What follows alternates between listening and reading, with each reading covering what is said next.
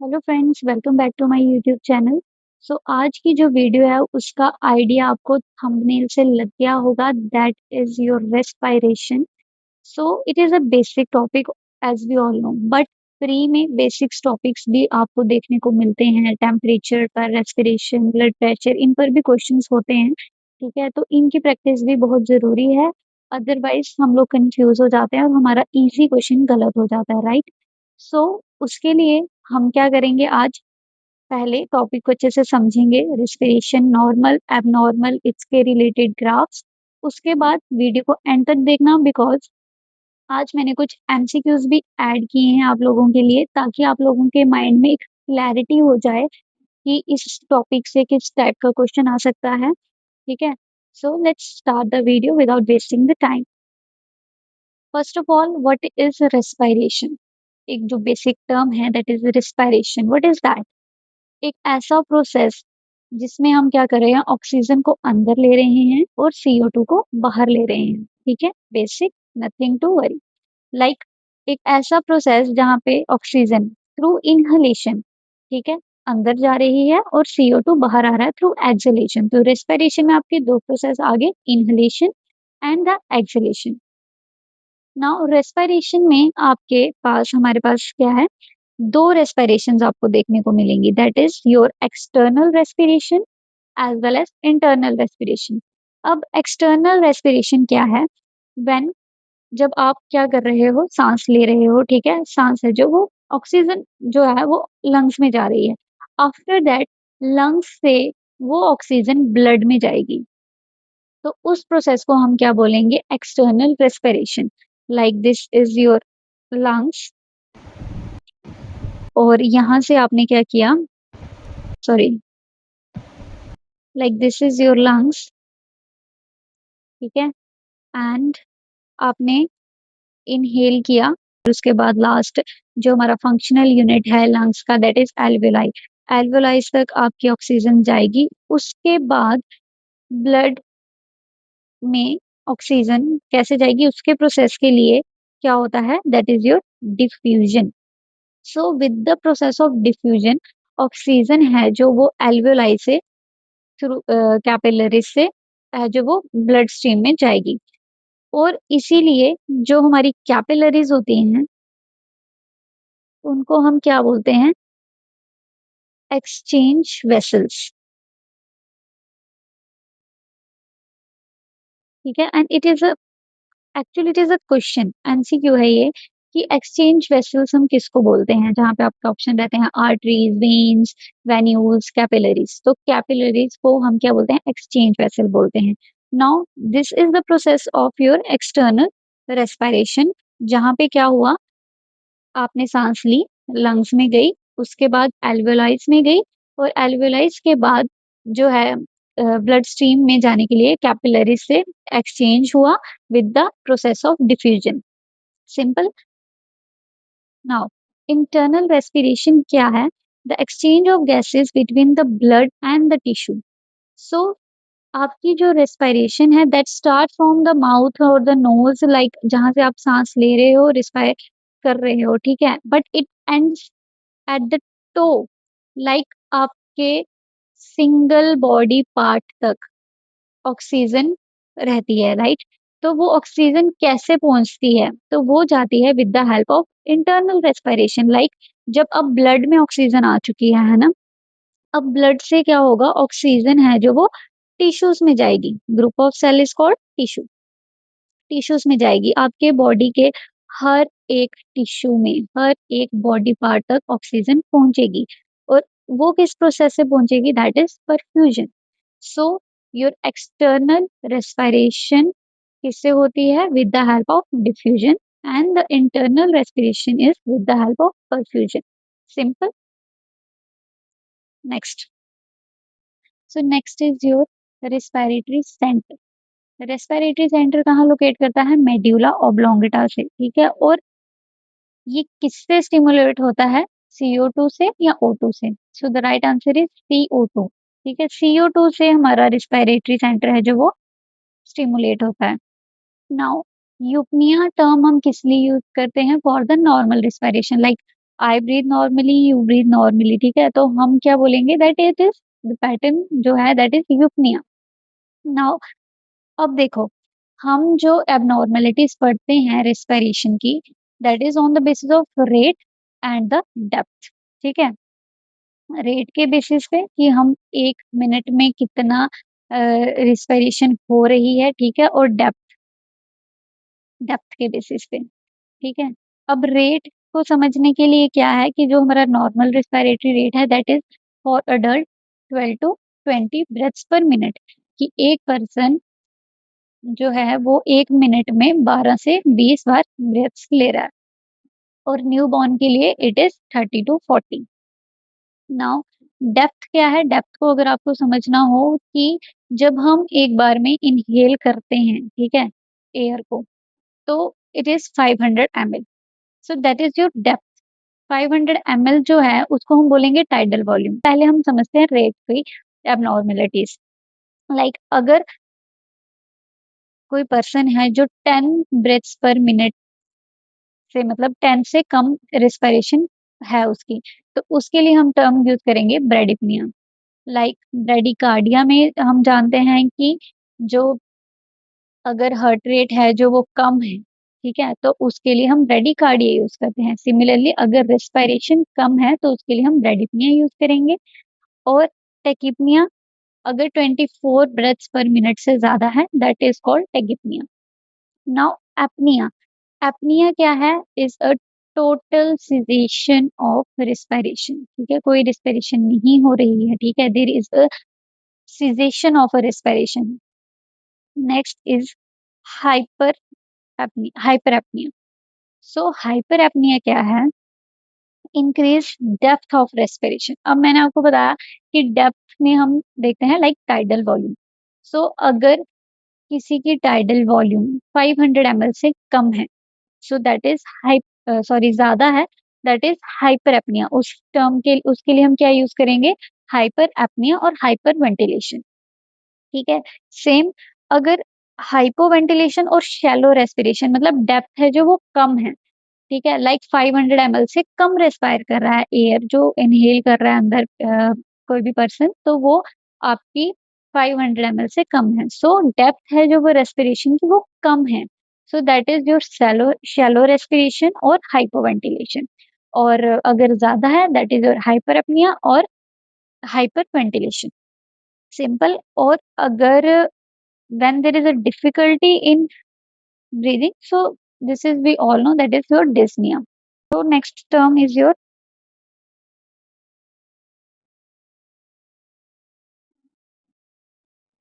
so there is also a term called orthopnea, ठीक है। Orthopnoea में क्या है, जो पेशेंट है he has difficulty in in breathing in laying down position, ठीक है, उसको लेइंग डाउन पोजीशन में ब्रीदिंग डिफिकल्टी हो रही है, बट वो इजिली ब्रेथ ब्रीदिंग कर पा रहा है इन अपराइट पोजीशन, ठीक है, इन प्रॉप्ड अप पोजीशन। सो उस टर्म के लिए हम यूज करते हैं ऑर्थोपनिया। देखो नेक्स्ट क्या है, काइन स्टोक रेस्पिरेशन। जो काइन स्टोक रेस्पिरेशन है वो मोस्टली कार्डियक लाइक कंडीशंस में है जो वो आपको देखने को मिलता है, ठीक है। सो इसको आप याद रख सकते हो लाइक सी से, दैट इज कार्डियक डैमेज, ठीक है, कोई भी कार्डियक रिलेटेड प्रॉब्लम में काइन स्टोक रेस्पिरेशन देखने को मिल सकता है, ठीक है। अब ये कैसा रेस्पिरेशन है, देखो it is a kind of periodic और साइक्लिक थिंग। पहले क्या होगा, देर इज अ, जो इसका ग्राफ होगा वो पहले शैलो और ब्रेडिपनिया होगा, फिर टेकिपनिया और डीप रेस्पिरेशन होगी, देन अगेन शैलो और ब्रेडिपनिया होगा, और then there is a period of apnoea, ठीक है। अगर मैं आपको ड्रॉ करके बताऊं, ठीक है, मान लेते हैं दिस इज एक, हम यहाँ पे हम साइकिल को समझ रहे हैं। सो पहले there is a bradypnoea and shallow respiration, ठीक है, डेप्थ इतनी नहीं होगी, फिर धीरे धीरे डेप्थ इंक्रीज होगी, टैकीपनिया होगा, ठीक है, देन अगेन है जो शैलो और ब्रेडिपनिया होगा, and then there is a period of apnoea, then again hypoventilation, then hyperventilation, then hypoventilation and then hyperpnoea. So इसमें क्या लिखा है, एक रेगुलर साइकिल है जहां पे आपका रेट और डेप्थ है जो वो इंक्रीज होगा, देन डिक्रीज होगा, और ये कब तक होगा, until the period of apnoea आता है, मतलब जब तक एपनिया नहीं हो जाता। ठीक है, इस पैटर्न को हम क्या बोलते हैं, क्रिसेंडो डिक्रिसेंडो पैटर्न। ठीक है, वैक्सिंग एंड वेनिंग भी बोलते हैं। ठीक है, अब इसके कॉजेस क्या है, लाइक कार्डिक डैमेज में, एंडोकार्डियाटिस में, और auto immune carditis like rheumatic fever में, इस टाइप की जो रेस्पिरेटरी पैटर्न है या abnormal ब्रीदिंग पैटर्न है देखने को मिलता है। अगला क्या है, दैट इज योर बायोट्स रेस्पिरेशन। ठीक है, जिसको रिदम मेनिंजियो भी बोलते हैं। ठीक है, इसका एक अनदर नेम है, बिकॉज जो बायोट, एक तो इनको जो डिस्कवर किया था उस साइंटिस्ट का नाम था बायोट, और सेकंड ये मेनिंजाइटिस वाले पेशेंट्स में ज्यादा देखने को मिलती थी। ठीक है, और आप इसको याद रख सकते हो, लाइक जैसे मैंने आपको काइन स्ट्रोक का बताया, like C is your cardiac damage, now B is your brain damage. Okay, so brain damage like stroke, encephalitis, opioid overdose, failure of medulla oblongata, तो वैसे केसेस में आपको है जो वो बायोट्स रेस्पिरेशन देखने को मिलता है। अब ये होता क्या है, like period of normal breathing followed by varying period of apnoea. इसमें क्या होगा, there is a pattern of normal और kind of abnormal breathing, but इसमें जो आपका पीरियड ऑफ एपनिया है, ठीक है, वो कैसा रहेगा, आपका इरेगुलर पीरियड रहेगा। ठीक है, इसका ग्राफ भी मैं आपको आगे बताऊंगी। सो इसके कॉजेज क्या है, like brain damage, stroke, encephalitis, जैसा कि मैंने आपको बताया।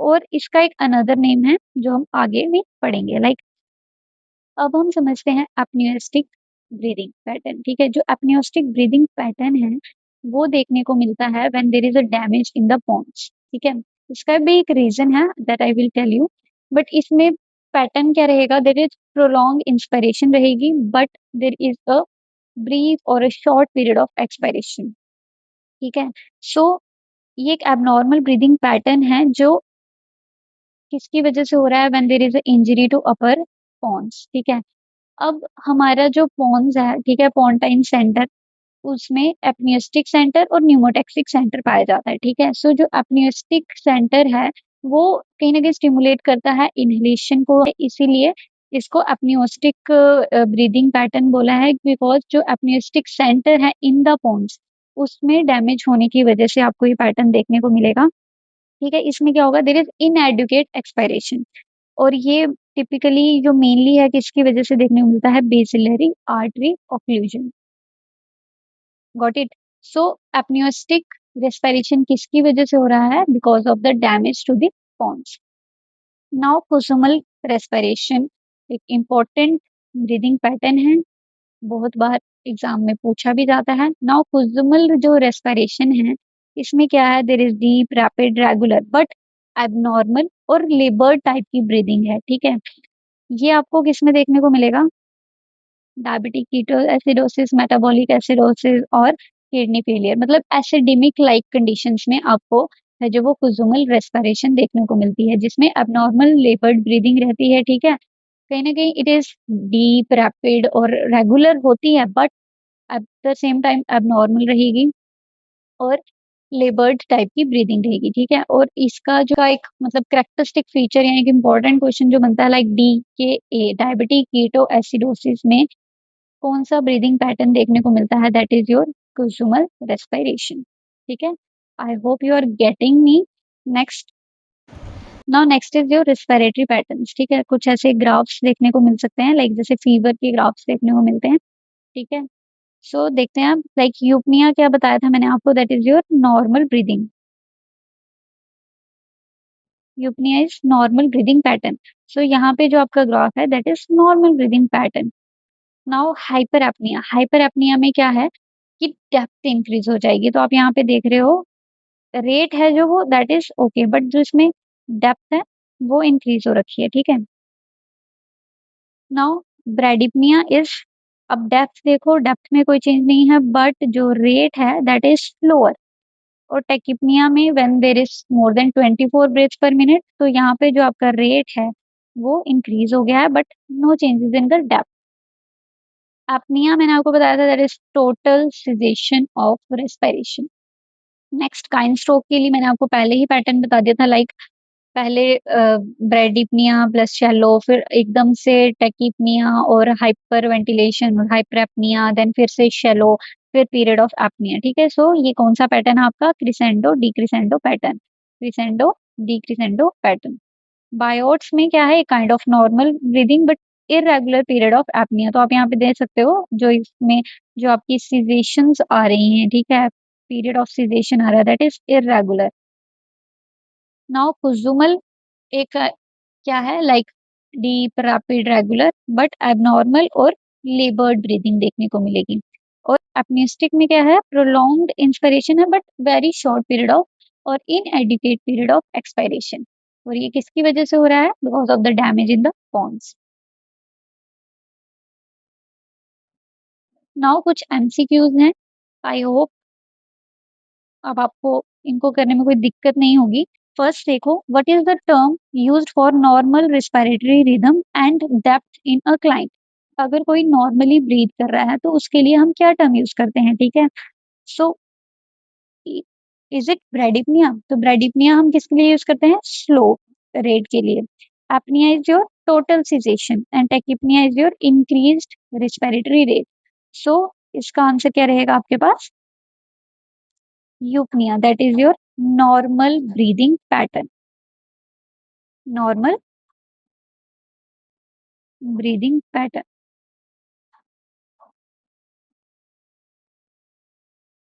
ठीक है, next is your increase depth of breathing with normal respiratory rate. Now respiratory rate क्या है? नॉर्मल है, so there is no bradypnoea. ठीक है, तो आपका बी ऑप्शन एलिमिनेट हो गया। ऑर्थोपनिया मैंने आपको क्या बताया था कि easier breathing in upright position और प्रॉपर पोजीशन। अब Kussmaul respiration is a different thing, तो आपका बचता है D, that is hyper apnoea, hyperventilation. ठीक है, डीप रेस्पिरेशन को हम बोलते हैं जिसमें जो टाइडल वॉल्यूम है that is more than 500 ml। Okay, now next MCQ that is your deep, यहाँ पे आएगा rapid laboured breathing that develops in response to severe acidaemia. ठीक है, stemming from metabolic acidosis. So मैंने आपको बताया एसिडोटिक लाइक कंडीशन में हमें कौन सा रेस्पिरेटरी पैटर्न देखने को मिलता है? Is it Cheyne Stokes? No. Biot? No. Tachypnoeic respiration? No. That is your the answer is your Kussmaul respiration. Kussmaul respiration हमें DKA acidotic like condition acidaemia में देखने को मिलता है। ठीक है, और ये कैसे रहती है? Deep rapid but abnormal and लेबर्ड breathing देखने को मिलता है। ठीक है, नेक्स्ट, सो नेक्स्ट एमसीक्यू क्या है? This is a form of respiration that is periodic in nature, one where there is a gradual increase in depth and rate of breathing followed by gradually shallower slower breathing with a period of apnea. Now अब इसके लिए दिमाग में अपने graph लाओ कि क्या हो रहा है। पहले इंक्रीज हो रहा है रेट और डेप्थ, देन स्लो हो रहा है, ठीक है, shallower and slower breathing, then period of apnoea. So ये क्या है? This is your crescendo decrescendo pattern. और वो किस में देखने को मिलता है? कुसुमल में? नहीं। बायोट्स में? No. Hyper ventilation sorry hypoventilation में? नो। सो इसका आंसर क्या है? Cheyne Stokes respiration. Cheyne Stokes respiration का आपको ग्राफ भी याद रखना है, उसका पैटर्न क्या है ये भी याद रखना है, और कौन से कंडीशंस में आपको देखने को मिलता है, लाइक कार्डिक डैमेज वाली कंडीशंस में, ये भी याद रखना है। ठीक है, next, Biot's respiration is a pattern of breathing characterised by. अब इसमें आपको पूछा है कि जो बायोट रेस्पिरेशन है उसमें किस टाइप का पैटर्न आपको देखने को मिलता है। ठीक है, now deep rapid breaths with no pause. तो क्या बायोट्स में पीरियड ऑफ एपनिया नहीं होता? पीरियड ऑफ एपनिया होता है, दैट इज इरेगुलर होता है ना। सो ए ऑप्शन नहीं है। Shallow slow shallow with no period of breathing, same thing, तो इसको हम एलिमिनेट करेंगे। Next, gasping rapid very deep breathing, so ऐसा भी नहीं होता है। अब इसका पैटर्न कैसा होता है देखो, group of regular deep inspiration followed by regular और irregular period of apnea. So irregular period of apnea आपको देखने को मिल रहा था किसमें, इन केस ऑफ बायोट्स रेस्पिरेशन। ठीक है, सो आपको ब्रीदिंग इस तरीके से मतलब रेस्पिरेशन पूछ के कि लाइक बायोट में किस टाइप का पैटर्न है, कुसुमल में किस टाइप का पैटर्न है, इस तरीके से भी पूछ सकते हैं। अदरवाइज लाइक कि कौन सी कंडीशन में कौन सा रेस्पिरेटरी पैटर्न देखने को मिलता है, ठीक है, इस तरीके से भी पूछ सकते हैं। Next, Biot's respiration is also known as, अब मैंने आपको बताया था कि इसका एक और नाम है, ठीक है। सो बायोट्स रेस्पिरेशन हमारी Kussmaul respiration is a different thing, Cheyne Stokes is also different thing, eupnoea is your normal breathing pattern, so cluster breathing और अटेक्सिक ब्रीदिंग, ठीक है। सो बायोट्स रेस्पिरेशन को आप क्लस्टर ब्रीदिंग भी बोलते हो और अटेक्सिक ब्रीदिंग भी इसका एक अनदर नेम है, ठीक है। Now which area of brain controls the apneustic respiration, ठीक है। सो एपनिस्टिक रेस्पिरेशन का मैंने आपको बताया कंसेप्ट क्या है, एपनिस्टिक सेंटर कहाँ पर होता है हमारा, that is your cerebral cortex, no, medulla oblongata is your respiratory centre, pons is your apneustic respiration centre, ठीक है। और इसमें पोन्स में आपका न्यूमोटेक्सिक रेस्पिरेटरी सेंटर भी देखने को मिलता है, ठीक है। सो इसका आंसर क्या रहेगा, पोन्स। एक बार क्विक रिवाइज करते हैं, हमने क्या पढ़ा कि रेस्पिरेशन क्या है, एक normal process of taking oxygen in and giving oxygen carbon dioxide out with the help of inhalation and exhalation respectively, okay। Next is your external respiration, क्या है, when there is exchange of gases between the lungs and the blood with the help of exchanging vessel, वो क्या है, हमारी capillaries। Next, internal respiration में क्या हो रहा है कि एक्सचेंज हो रहा है गैसेस का ब्लड और टिश्यू के बीच, जिससे पूरी बॉडी में जो है वो ऑक्सीजन पहुंच रही है, ठीक है। सो वो किसकी हेल्प से होता है, with the help of perfusion. उसके बाद अगर नॉर्मल ब्रीदिंग पैटर्न है तो उसके लिए हम क्या टर्म यूज करते हैं, यूपनिया। और इसको हम किस तरीके से क्लासिफाई करते हैं, किस तरीके से आप नॉर्मल पैटर्न्स पढ़ते हैं, based on rate and the depth. Rate, अगर ब्रीदिंग पर मिनट जो है आपका 12 to 24 के बीच है, that is your normal breathing rate. अगर 10 से कम है दैट इज ब्रेडिपनिया, एंड अगर 24 से ज्यादा है दैट इज टेकिपनिया। डेप्थ में अगर tidal volume is more than 500 ml, then it is hyperapnea, hyperventilation, and अगर वो 500 ml से कम है then it is hypoventilation और shallow respiration, ठीक है। अगर पर्सन को है जो वो डिफिकल्टी हो रही है इन लेइंग डाउन पोजीशन में ब्रीदिंग में, ठीक है, और प्रॉपर पोजीशन में ही फील्स बेटर और easier to respiration, easier for breathing, then we will call it as a orthopnoea. Dyspnoea is your difficulty in breathing. और काइन स्टोक रेस्पिरेशन क्या है, when there is a period of bradypnoea and shallow respiration, ठीक है, then there is increased rate and increased depth, ठीक है, फिर से shallow and slow and then there is a period of apnea, ठीक है। ये काइन स्ट्रोक इसमें देखने को मिलता है कार्डियक डैमेज में देखने को मिलता है, ठीक है। बायोट्स रेस्पिरेशन है जो वो मेनिंजाइटिस वाले पेशेंट्स में देखने को मिलता है when there is irregular period of apnoea, ठीक है, brain damage, stroke, encephalitis like conditions में। इसका अनदर नेम क्लस्टर ब्रीदिंग और अटैक्सिक ब्रीदिंग भी है, ठीक है। अपनिस्टिक में when there is a damage to the pons. और हमने पढ़ा है, और एक रेस्पिरेटरी पैटर्न है that is your paradoxical respiration, ठीक है। पैराडॉक्सिकल रेस्पिरेशन है जो वो क्या होता है कि यूजुअली एक नॉर्मल जो हम रेस्पिरेशन का प्रोसेस है उसमें जब हम इनहेल करते हैं then there is a inflation of the lungs, ठीक है, और जब हम एक्सपायर करते हैं तो then there is a deflation of lungs.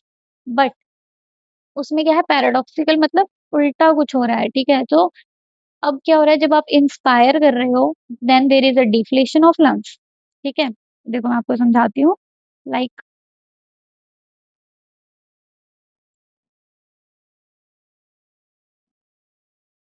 This is your lungs. Normally क्या होगा, जब एयर अंदर आएगी तो there is inflation of lungs, ठीक है, और जब एयर बाहर जाएगी देन देर इज डिफ्लेशन, ठीक है। आप फील कर सकते हो कि ऐसा ही होता है ना। बट इन पैराडॉक्सिकल रेस्पिरेशन में क्या होगा, दिस इज योर लंग्स, जब एयर अंदर आएगी देन देर इज डिफ्लेशन, ठीक है, और जब एयर बाहर जाएगी, CO2 बाहर जाएगी, देन देर इज इन्फ्लेशन, ठीक है। सो ये एक पैराडॉक्सिकल रेस्पिरेशन है। अब आप कमेंट सेक्शन में बताना कि पैराडॉक्सिकल रेस्पिरेशन कौन से कंडीशन में हमें देखने को मिलता है, ठीक है। So these are all your breathing patterns. Kussmaul जो रेस्पिरेशन है वो डीके में डायबिटिक एसिडोसिस का एक कैरेक्टरिस्टिक फीचर है, ठीक है, जहाँ पे आपको deep rapid regular but abnormal और लेबर्ड ब्रीदिंग देखने को मिलती है, ठीक है। So these are all your respiratory patterns. इनके ग्राफ भी आपको याद रखने चाहिए, लाइक काइन स्ट्रोक बायोट्स, ठीक है। So this is all about your topic respiration.